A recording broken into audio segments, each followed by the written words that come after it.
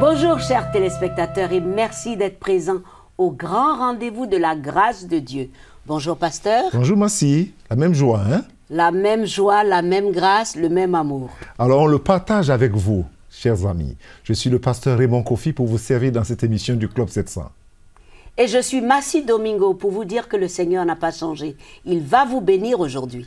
Seulement, nous commençons avec une histoire un peu triste. Une babysitter qui moleste une petite fille de 9 à 10 ans. Un père qui continue la même chose sur sa propre fille. À 22 ans, Janet n'en pouvait plus. Mais vers qui devait-elle se tourner? Suivez l'histoire. Janet McGee exprime ses sentiments par la musique, la danse et la poésie orale. Je n'aurai pas besoin de t'identifier par un Matthieu ou un Marc particulier, car sa parole sera marquée partout dans votre cœur. Elle y trouve aussi la guérison des blessures de son passé. Quand je commençais à entendre mes parents se disputer, mon cœur se mettait à battre fort et je me demandais jusqu'où ça va aller. Petite fille, Janet McGee ne savait jamais quand elle allait vivre une nuit de terreur. L'alcool et la drogue transformèrent le père qu'elle aimait en un étranger dont elle avait peur. Que puis-je faire? Aller prendre un couteau pour aider ma mère? Et une fois que je suis là-bas, qu'est-ce que je peux faire? Vous pensez à tout ça et vous vous sentez impuissante. Attends, qu'est-ce que tu regardes? Mais il y avait aussi de bons souvenirs de lui. Il était musicien. Il avait du talent et une très belle voix. Je me rappelle que j'aimais beaucoup l'écouter chanter. Je me répétais sans cesse que c'était un gars vraiment cool. Il y avait juste un problème qu'il n'arrivait pas à régler. Et malgré tout, je savais qu'il m'aimait. C'est ça le plus fou dans l'histoire. Je ne me disais jamais que cet homme pouvait me tuer. Son père n'était pas la seule personne de son entourage dont Janet devait se méfier.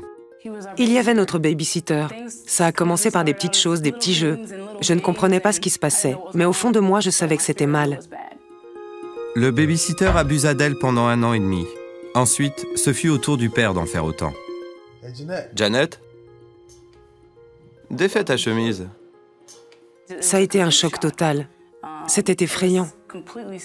Que pouvais-je faire, sinon me laisser porter par les événements?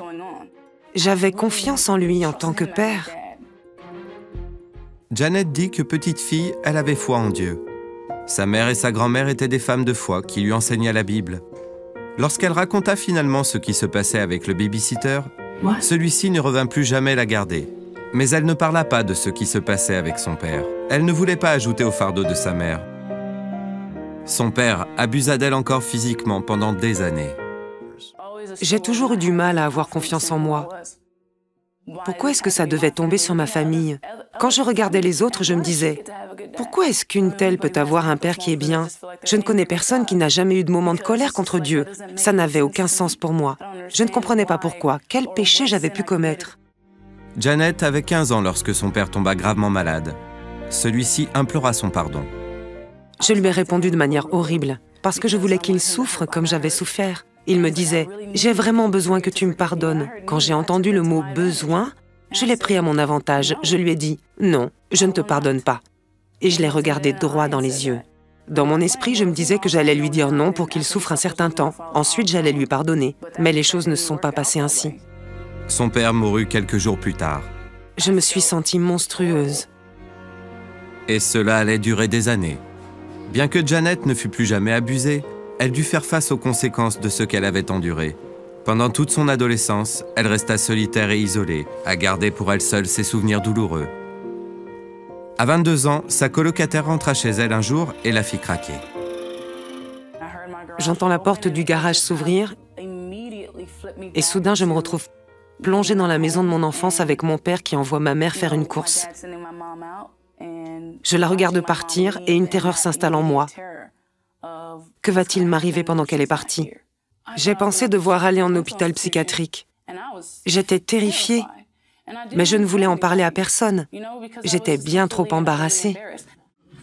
Finalement, elle décida de se faire aider. Elle raconta tous les détails de son histoire à une amie de son église. Après ça, je me suis sentie bien plus libre, parce que ça ne me tenait plus liée. Ne pas avoir la liberté de parler de certaines choses peut vraiment, vraiment vous peser. Elle en parla aussi à sa mère, qui devint livide. Je n'ai rien dit à ma mère avant le décès de mon père. Je savais que ça la déchirerait, je le savais.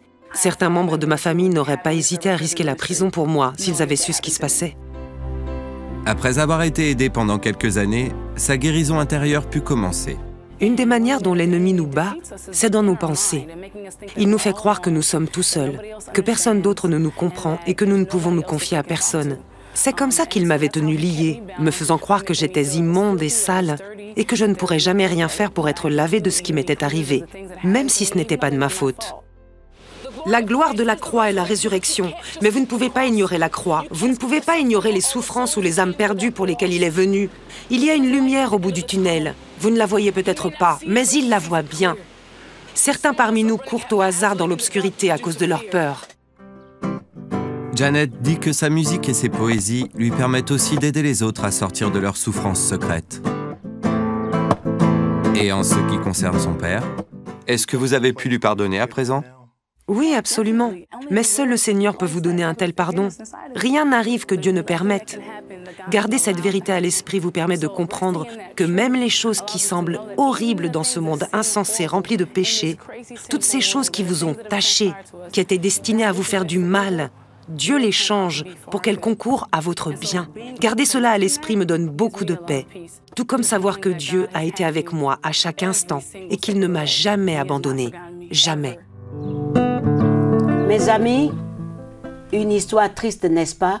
Mais Jeannette n'avait pas d'autre solution que Jésus-Christ, qui guérit les cœurs brisés, panse les plaies les plus profondes et son puissant sang qui nous lave de toutes ces souillures difficiles à supporter. C'était dur.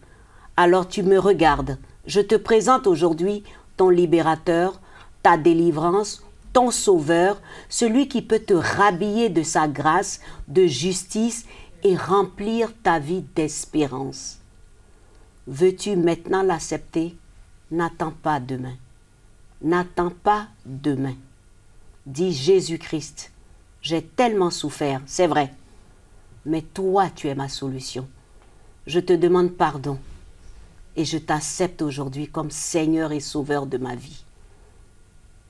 Prends charge de moi, lave-moi de ces souillures, de ces choses honteuses qui ont perturbé toute ma vie.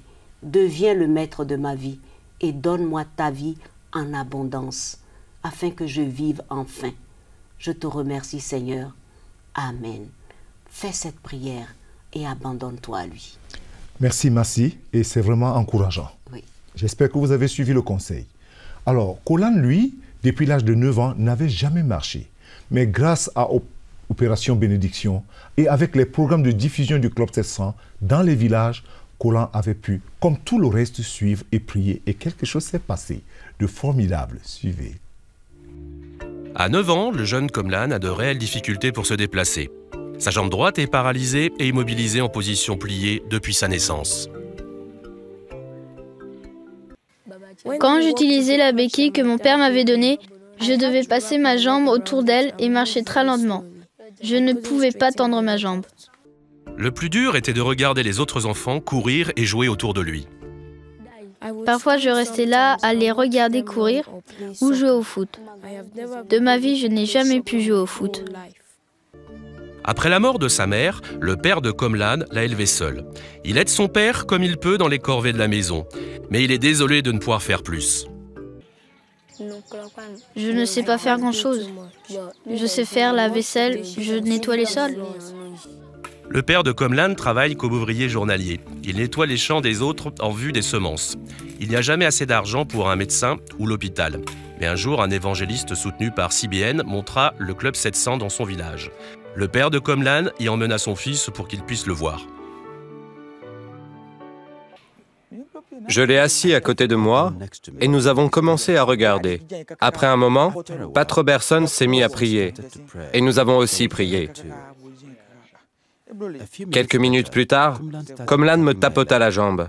« Regarde, papa !» Mon fils était en train de tendre sa jambe. Il n'avait jamais pu le faire avant. Komlan put ensuite se tenir sur ses deux jambes. Après un premier pas hésitant, ce garçon, qui n'avait jamais utilisé sa jambe, se mit à marcher. La foule explosa de joie lorsqu'elle comprit ce qui était arrivé. Ce jour-là, Komlan, son père et 50 autres prièrent pour devenir chrétiens. Cela fait 1 an que ce miracle a eu lieu, et Komlan n'a aucun problème pour marcher ou courir. Pour l'aider à fêter cet anniversaire, nous lui avons offert son premier ballon de foot. Il a tout de suite su comment l'utiliser. J'ai vu tant de personnes incapables de marcher. Mais Jésus m'a permis de le faire et je suis tellement heureux. Chaque fois que quelqu'un vient en ville pour montrer les programmes du Club 700, ils invitent du monde à les regarder avec eux. Je voudrais vraiment dire à ceux qui nous permettent de voir ce programme télévisé qu'ils font du bon travail. Je veux leur dire merci et je prie pour que Dieu les récompense. Merci beaucoup pour ce programme. Mes amis, on a presque envie d'applaudir parce que OBI, Opération Bénédiction, n'a pas de barrière. Comme l'évangile qui porte bien son nom, la bonne nouvelle pour tous. Et nous voulons que tous soient bien. Surtout qu'on soit au village ou en ville. En ville, sans distinction de race, de couleur, de religion. Oui. Parce que Christ aime tous. Et la chose formidable, Massi, c'est on peut être dans son salon, on peut être au village, l'évangile peut arriver là-bas. Et l'amour de Dieu Seigneur, qui a fait que comme là... De même qu'on n'est pas indifférent aux problèmes des gens, ou plutôt que Dieu n'est pas indifférent aux besoins des hommes. Pas du tout. De même, les hommes ne doivent pas être indifférents à l'amour, à partager avec les autres. C'est pour cela qu'il faut donner, mes amis. Participer. Participer. Manifester de l'amour. Pour d'autres personnes. Ça, c'est très important, les amis. Pour nous, ça fait toujours plaisir de savoir que vous êtes là avec nous. Et merci de rester toujours avec nous dans ce programme. À tout de suite.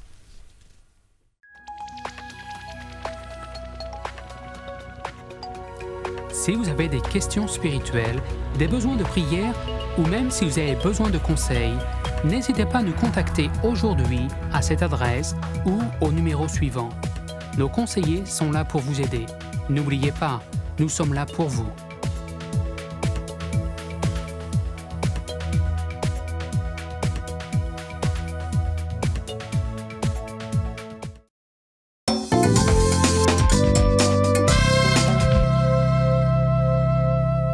Bienvenue de nouveau, mes amis. Voici votre rubrique préférée, la réponse à vos questions par le pasteur. Et je suis sûre qu'il est prêt. Oui, je crois. Bon, alors, pasteur, c'est quoi une offrande sacrificielle? C'est une très bonne question. La première chose, c'est que qu'on soit lettré ou non lettré, pour ne pas dire lettré, tout le monde comprend le mot sacrifice. Oui. C'est-à-dire quelque chose qui te coûte, quelque chose dont tu ressens que tu le fais vraiment avec une certaine peine. N'ayons pas peur des mots. Oui. Ça te coûte quelque chose. C'est ça l'offrande sacrificielle. Que ce soit chrétien ou non chrétien, il y a les gens qui savent, même dans des milieux qui sont pas sains, qu'on fait des offrandes qui sont vraiment des sacrifices. C'est-à-dire quelque chose qui te coûte, dont tu saignes à l'intérieur. On ne voit pas le sang, mais tu saignes à l'intérieur. C'est ça l'offrande sacrificielle. Donc, on peut faire une offrande sacrificielle pour l'œuvre de Dieu, comme on parle de hobby, comme on parle de beaucoup de choses. Orphan Promise. Orphan Promise, on fait une offrande parce que cela te tient à cœur de voir les âmes être sauvées. Oui. Donc, quelque chose qui pèse dans ton cœur, et tu le fais et tu es content. Pour donner, peut-être, on sent mal, mais une fois qu'on a donné, il y a la paix. Très bien, pasteur. C'est bon. En dehors de mon salaire, suis-je obligé de payer la dîme aussi sur tout ce qui rentre dans ma poche? La première chose qu'il faut savoir, c'est qu'on ne paye pas la dîme. On donne la dîme. Très bien. Ça, c'est très important. Je l'entends tout le temps. Oh, je n'ai pas payé ma dîme. Oh, tu n'as pas payé la dîme. Ça devient comme une taxe à laquelle on poursuit les gens. On donne la dîme. C'est toujours quelque chose qui vient du cœur. Je donne ma dîme, pas pour avoir quelque chose de Dieu, pour exprimer ma reconnaissance au Seigneur. Et l'obéissance. Et l'obéissance à la parole de Dieu. C'est vrai qu'il y a aujourd'hui des gens qui disent que oh non, ça c'est l'Ancien Testament et tout ceci. Il faut bien lire les évangiles. Le Seigneur le parle. Vous payez la dîme du commune et de ceci et vous oubliez ce qui... Sans oublier le reste. C'est-à-dire le reste quoi? Cette dîme qu'on donne, on la donne pour exprimer sa reconnaissance au Seigneur qui nous a bénis et qui continue à bénir. Et c'est 10%. Et c'est 10%. Voilà. Donc, j'insiste sur cela, Massi, qu'on ne paye pas Parce que payer, c'est différent de donner. On ne peut pas payer Dieu. Voilà, merci. Très bien, très bien. J'ai un grand désir de voyager, aller me faire une situation ailleurs. Comment être certain que Dieu est d'accord avec mon désir? Alors là, c'est une question qui joue avec deux mots. Est-ce qu'on veut aller le faire ailleurs parce qu'on a entendu qu'ailleurs... Quelqu'un a dit qu'il ne faut pas toujours penser que le gazon est vert chez ton voisin plus que chez toi. Mais si c'est Dieu qui t'envoie, alors il ouvrira les portes. La Bible dit, quand l'Éternel approuve les voies d'un homme, il dispose favorablement aussi à son égard. Même les barrières tombent. Oh. Donc c'est cette paix que la personne doit rechercher. Ça, c'est très important. Et les pas du juste sont ordonnés par l'Éternel. Voilà. Donc il faut faire attention. Il faut laisser Dieu sonder son cœur par le Saint-Esprit. Et puis la révélation vient, et c'est simple. Merci, pasteur. Merci. Ne nous quittez pas, à tout de suite.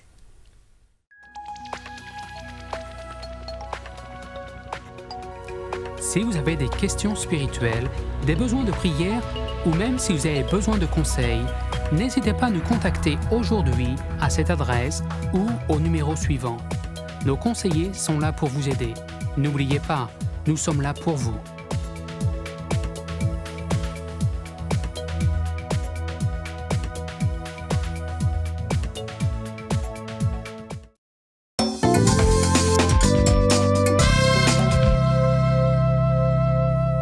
Bienvenue de nouveau au Club 700.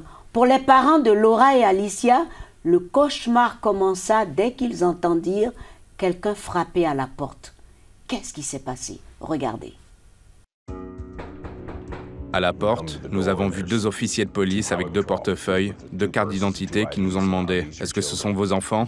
Ils nous ont dit qu'il y avait eu un accident. Alicia traversait le terre-plein central sur l'I-35 lorsqu'elle a percuté une grosse camionnette de plein fouet. Elle est morte sur le coup. Je suis restée là quelques instants à essayer de comprendre que ma première fille n'était plus. Cela a paru comme une éternité, puis j'ai dit « Et Boo ?» Il a répondu qu'elle avait été héliportée vers un centre traumatique, que son état était critique et qu'elle n'allait pas survivre. Roger et Dawn Lane prièrent Dieu pour qu'il épargne leur fille Laura, affectueusement surnommée Boo. J'ai senti l'Esprit de Dieu se lever en moi et j'ai entendu au fond de moi le Seigneur me parler à ce moment.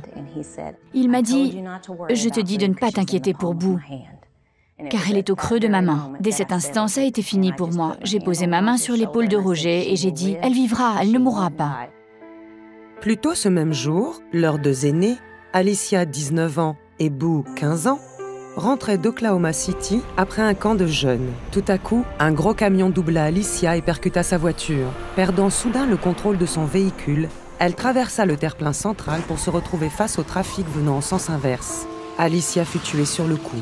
L'infirmier volant, Nathan Dilley, était de service cet après-midi-là, et parmi les premiers arrivés sur place, il savait que Boo était entre la vie et la mort. D'après l'état de la voiture et son écrasement, j'ai compris qu'elle avait été expulsée, puis j'ai vu quelqu'un en train de lui administrer un massage cardiaque. La situation était très sérieuse, elle n'aurait pas pu être pire. Ses chances de survivre n'étaient que de 1%, et peut-être encore moins à vrai dire.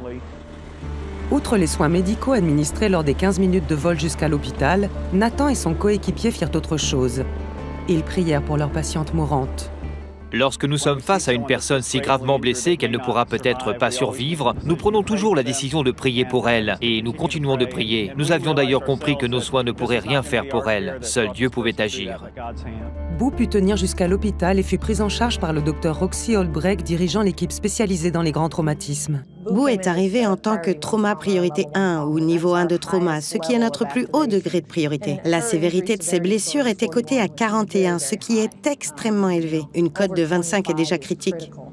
Lorsque les Lane arrivèrent à l'hôpital, ils se précipitèrent pour voir leur fille. Lorsqu'ils m'emmenèrent voir Boo, je savais qu'elle ne ressemblerait plus à ma Boo. Je le savais déjà. Mais vous n'êtes jamais préparé pour le moment où vous devez voir votre enfant dans un tel état. C'était effrayant. Avec tous ces tuyaux et ces tubes, elle ne pouvait rien faire par elle-même. Elle était juste allongée. Nous ne pouvions qu'espérer, prier et croire.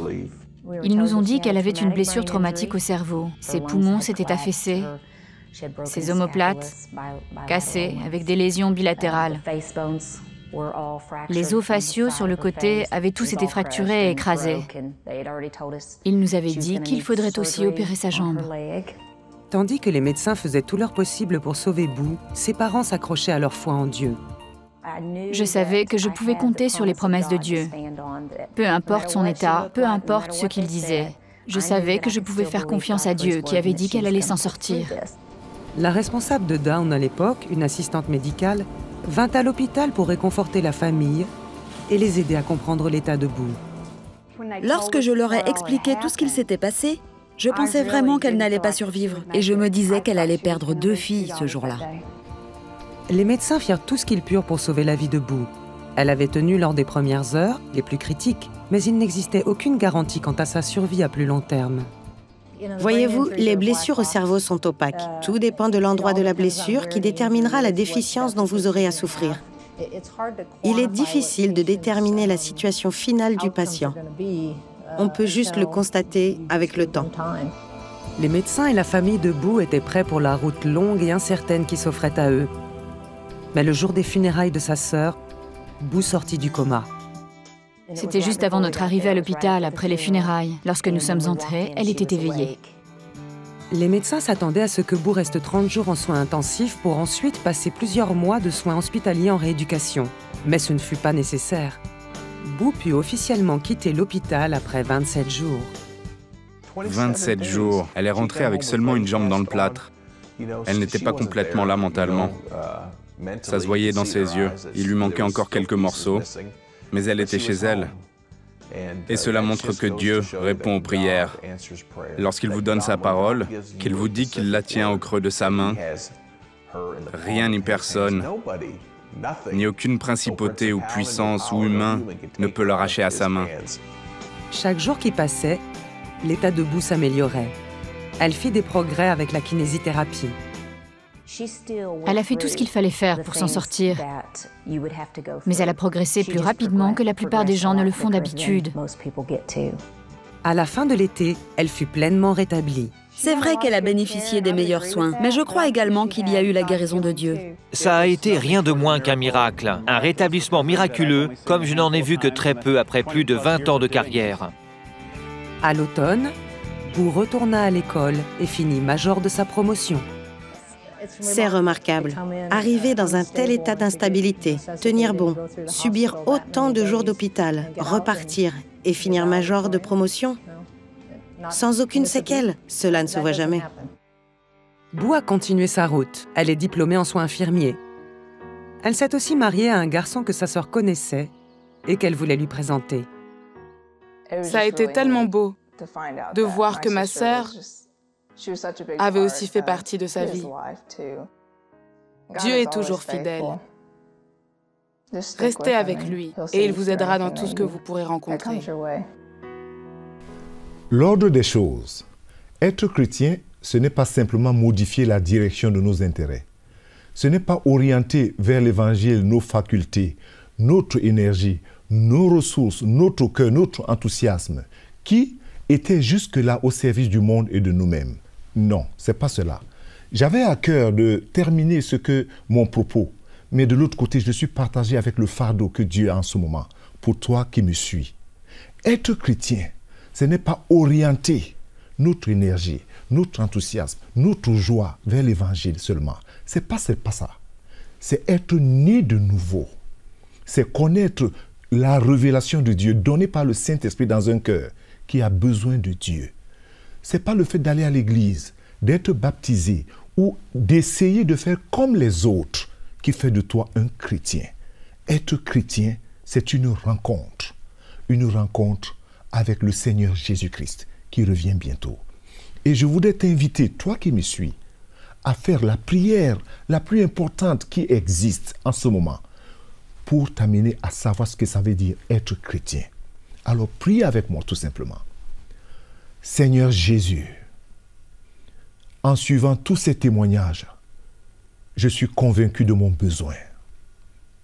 Et vers toi, je me tourne maintenant, Seigneur. Je te demande de me pardonner tous mes péchés. Tu connais tous mes péchés, Seigneur. Tu connais l'état de mon cœur. Tu connais le vide de ma vie. Pardonne-moi, Seigneur. À cause de ton sang que tu as versé sur cette croix pour moi, je viens à toi maintenant, Seigneur. Je ne m'appuie pas sur mon éducation, ni sur ma famille, mais sur ce que tu as accompli sur la croix. Viens dans mon cœur, Seigneur, et change ma vie. Et guéris-moi, Seigneur, de toutes ces déformations intérieures que j'ai. Combien j'ai besoin de toi, Seigneur. Merci, Jésus. Merci, Seigneur. Amen et Amen. Que le Seigneur te bénisse. Je voudrais croire que tu as été sincère. Et merci déjà d'avoir prié avec moi. Mais je veux encore prier pour toi en ce moment, toi qui me suis. Tu as suivi ces témoignages. Il y a des gens dont Dieu guérit, même à distance. Tu n'as pas besoin d'être là où je suis en ce moment, mais d'être juste là où tu es. Et de dire au Seigneur, Seigneur, je t'apporte mon corps en ce moment même. Tu vois cette maladie qui me ronge depuis de longues années. Seigneur, touche-moi. Et que le Saint-Esprit te touche en ce moment. L'Esprit de Dieu est en train de te toucher. Mets juste la main là où tu as mal. Et dis, Seigneur, à cause de tes maîtrissures, à cause du sang que tu as versé à Golgotha, c'est le seul mérite pour ma guérison, pour mon rachat et pour ma délivrance. Tu n'as pas changé, Seigneur, pour moi. Oh Seigneur, guéris-moi. Et au nom de Jésus-Christ, je reçois ma guérison en ton nom. Au nom de Jésus-Christ, je reçois ma délivrance en ton nom. Merci Jésus. Amen et Amen. Dieu est merveilleux. Dieu est amour. Dieu est compatissant. Et Dieu t'aime. Dieu t'aime. Crois son amour. Que le Seigneur te bénisse. Une fois de plus, merci encore d'avoir prié avec moi. Sois béni. Amen, merci pasteur. La guérison, c'est Jésus-Christ, mes amis. L'émission est terminée. Vous pouvez toujours nous écrire. L'adresse est sur votre petit écran. Visitez notre site, leclub700.tv. Allez sur Facebook et surtout envoyez-nous vos questions. Que Dieu vous bénisse. Au revoir, pasteur.